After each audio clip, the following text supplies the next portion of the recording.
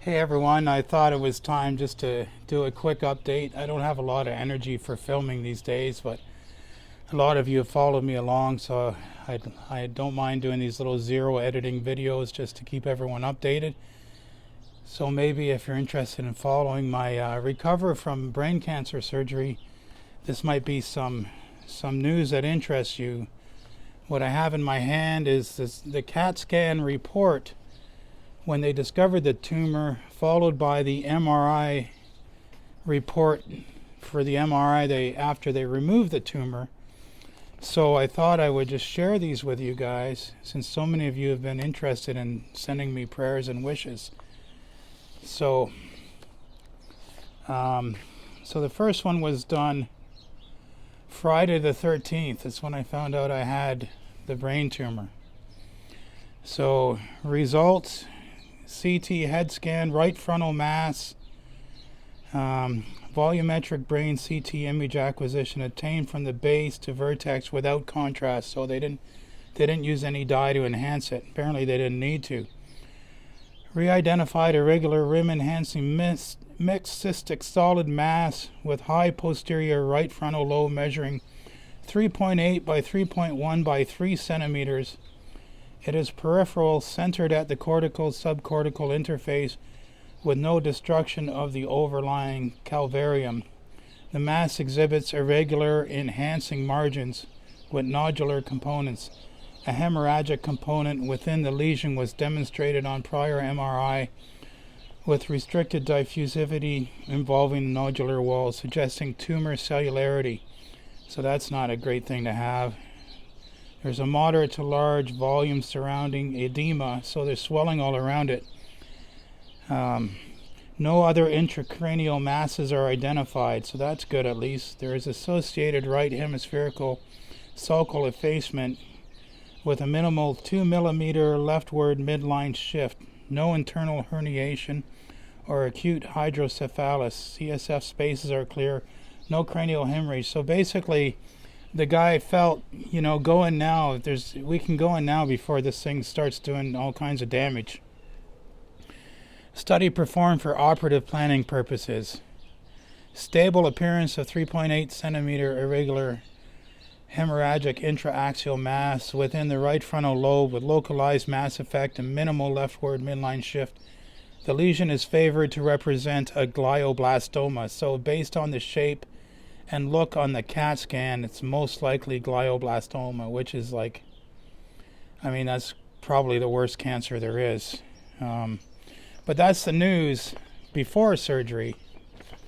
So here's the news after surgery. Okay, MRI brain scan with and without contrast, 3D. Okay, post-op frontal tumor resection was performed. There is some hemorrhage, so bleeding, and heterogeneous fluid in the surgical bed in the posterior right frontal region.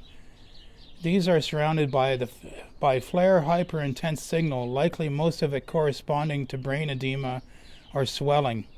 It contributes to cause sulcal effacement, mass effect.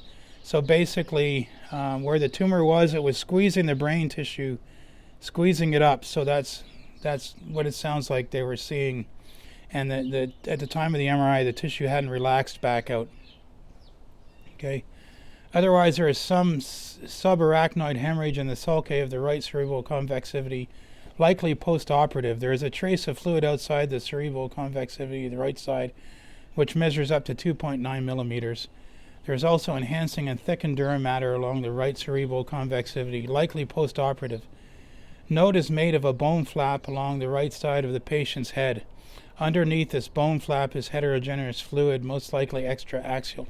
So actually not surprised, because the first day or two out of surgery, I could feel a little fluid coming out of the sutures, but it was nothing to worry about apparently. Opinion of the radiologist here. Post-operative changes seen in the right frontal region as described. The possibility of a residual tumor cannot entirely be ruled out. Follow-up is suggested. There continues to be edema and mass effect with partial effacement of the right lateral ventricle. No signs of midline shift are seen. So this one was done 2 days after they removed the tumor. So they can't directly see any tumor at this point. So that's a win, right? Let's take that as a win. But because of the type of tumor they feel it is, you can't really see those intricate little weavings that go through the brain to see if there's stuff in there to regrow back.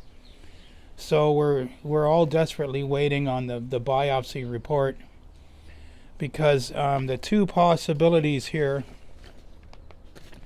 one is like glioblastoma, which is the worst possible one, and then the alternative possibility being a solitary metastasis, meaning some other cancer cell from somewhere in my body worked its way into the brain and just formed a solid tumor. And that would actually be good news, because then we could just hunt that out maybe. And that would actually be good news, because the glioblastomas are the aggressive ones that just regrow and regrow until they eventually win the war on you. So I'm really hoping it's the other one. And from what the surgeon was telling me right after the surgery, I'm surprised they got that much of it out that they couldn't pick it up on the MRI. Unless I'm misreading this report, which is a possibility. Okay. So this is good news, right? I wanted to share with you all. So now I'm going to just talk about my recovery a bit. I find that the most important things to my recovery is lots of rest. Whenever I get a little bit tired, I just go lay down for an hour. Sometimes I can sleep for 20 minutes when I do that, and I just feel recovered, and I'm good to do a few things. I'm making all my meals from scratch right now for my very special anti-cancer diet. What I'm using is a 4-to-1 ketogenic diet used to treat pediatric epilepsy for 75 years. So I mean, we know it's safe, and there's over 250 different randomized control trials going on for keto diets versus cancer right now. So obviously they're seeing a potential effect there. Plus, it's something I can do on my own. It's drug-free, and I can start right away, and it's helping me lose weight. My blood pressure has been just perfect. My blood sugar has been absolutely perfect. The only problem I've had on the diet is as I adjust to it, I found that I'm just eating way too many calories, even though I'm keeping my carbohydrates below 50 grams a day. I'm just eating. The last few days I probably exceeded my caloric goal by 750 to 1,000 calories each day. So I'm tightening that up now. I'm coping with that by removing some of the sauces, and instead I'm substituting with a little more bulk, so like a big bowl of raw cabbage, a big bowl of raw spring mix. I've also been feeling like I need a little more fiber in my diet to keep things moving well, which is pretty important right now, because that's not the kind of straining you want to do when you have your skull healing from surgery. So that's what I've been working on. I've been going back to work, which I work remotely, but I find about half an hour at my desk I'm just completely wiped and I have to sign off. Yesterday I went to my family doctor's to have the last of my stitches removed. I ended up in the waiting room for 2 hours. And then on the way home we stopped and grabbed a little salad. We were both hungry. And when we got home, the occupational therapist was there. And she had to have a 40-minute review with me to make sure I have everything I need to be safe at home. And by the time all that was done, I was just so tired. I ended up just sleeping. I went to bed quite early last night and just slept. I was just completely wiped out. So for me, that was probably the busiest day I can manage. For exercise, I'm walking. I try to walk 1 mile 3 times a day. I try to do it after meals. It depends on my energy level. I just come back from a 1.2 mile walk now. And I really think that walking, really, it's just really important to get the blood moving through and clearing out any toxic shit, you know. So walking does that without risking any chance of me going into AFib right now, which I absolutely would really not want to go into AFib right now. That's really the last thing I need. So for me, the walking is important, and sticking to my diet and watching my blood pressure like a hawk. So with those 3 things, I feel like I can just keep my AFib in remission while I deal with this. So once the biopsy report gets to the cancer center in Hamilton, I guess they'll be prescribing me some sort of treatment. It sounds like the preferred treatment is basically you go for radiation 5 days a week. You get weekends off. You do that for, it sounds like, 5 weeks or 6 weeks. The idea being is that they give it enough radiation that the cancer can't recover from it each day, but your brain can recover from it. And it sounds like there's really only one drug,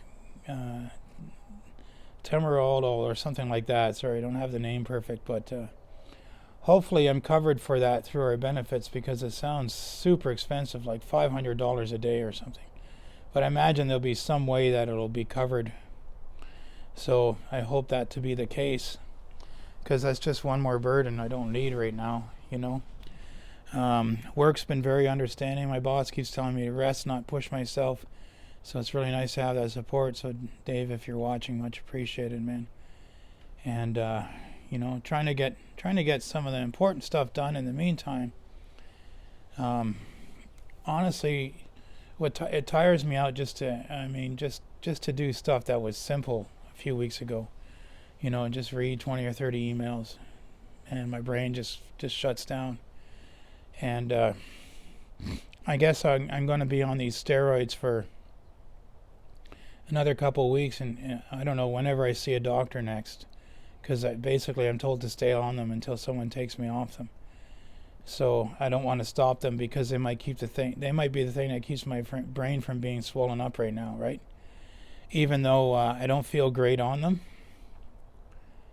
It's just a trade-off. That's just life right now. So anyway, I wanted to share this sort of news with you all, let you know where I am in my recovery from the surgery. As you can see, I'm physically recovering. It's mentally, I get exhausted very easily is the big challenge right now.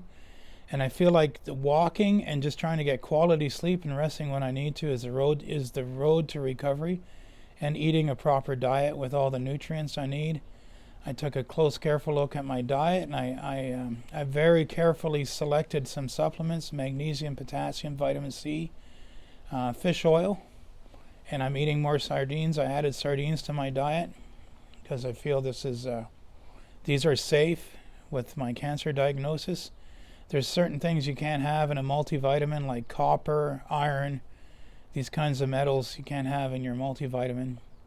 I noticed in the hospital when they tested, my blood calcium was a bit low, so I've added vitamin D3 to try and boost my calcium levels, because that will help the calcium from my food digest better. So I'm really doing all I can, and I still feel like God's in my corner. And I'm reading this MRI report this morning. All I can think about is when the priest touched my forehead, and I just felt that bolt of energy through my head, and I wonder if, God did a little surgery of his own, and if he did, I'm in good hands. So thank you all for your prayers and for following me along. Sorry, not a lot of AFib content, but I'll give you a little bonus on the AFib. There was a lot of news a few months back about AFib and the keto diet. Well, I am deeply in ketosis, and I measure it constantly. I'm really deep in ketosis right now. Absolutely no AFib, barely any ectopic beats whatsoever. But having said that, I'm not working out. I don't know if I did keto and workouts, because before, when I was trying to do keto and I would work out, it would get my heart all finicky. So I think right now it's because all my workout is only walking.